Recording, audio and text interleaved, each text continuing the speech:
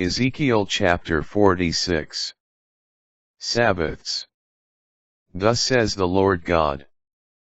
The gate of the inner court facing east shall remain closed throughout the 6 working days. But on the Sabbath and on the day of the new moon, it shall be open.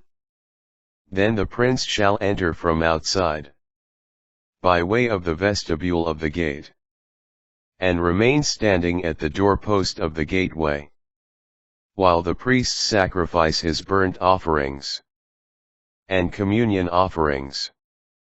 Then he shall bow down in worship at the opening of the gate and leave.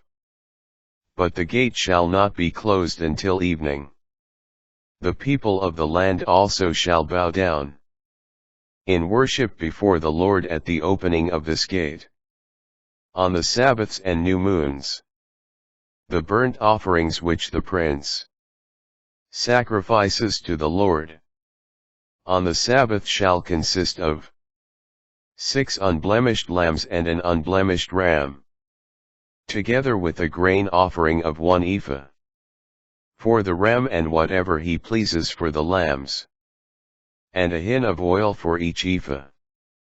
On the day of the new moon, he shall provide an unblemished young bull, 6 lambs, and a ram without blemish, with a grain offering of 1 ephah for the bull, and an ephah for the ram, and for the lambs whatever he can, and for each ephah a hin of oil.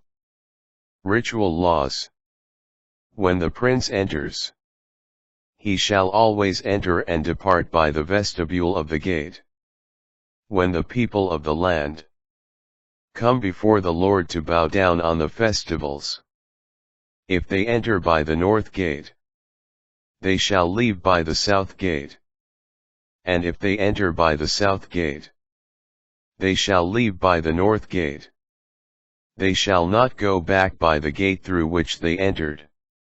Everyone shall leave by the opposite gate. When they come in, the prince shall be with them. He shall also leave with them. On feasts and festivals, the grain offering shall be an ephah for a bull, an ephah for a ram, but for the lambs whatever they please, and a hin of oil with each ephah. When the prince makes a freewill offering to the Lord, whether a burnt offering or communion offering, the gate facing east shall be opened for him, and he shall bring his burnt offering or peace offering as he does on the Sabbath. Then he shall leave, and the gate shall be closed after his departure. Every day you shall bring as a burnt offering to the Lord an unblemished year-old lamb. You shall offer it every morning, and with it every morning a grain offering of 1/6 of an ephah, with 1/3 of a hin of oil to moisten the fine flour. This grain offering for the Lord is a perpetual statute. The lamb, the grain offering, and the oil you must bring every morning, as a perpetual burnt offering. The prince and the land. Thus says the Lord God. If the prince makes a gift of part of his heritage to any of his sons, it belongs to his sons, that property is their heritage. But if he makes a gift of part of his heritage to one of his servants, it belongs to him until the year of release. Then it reverts to the prince. Only the heritage given to his sons belongs to him. The prince shall not seize any part of the heritage of the people by forcing them off their property. From his own property he shall provide heritage for his sons, so that none of my people will be driven off their property. The temple kitchens. Then he brought me through the entrance, at the side of the gateway to the chambers reserved for the priests, which faced north. There I saw a place at the far west end, about which he said to me, This is the place where the priests cook the reparation offerings, and the purification offerings, and bake the grain offerings. So they do not have to bring them into the outer court and so transmit holiness to the people.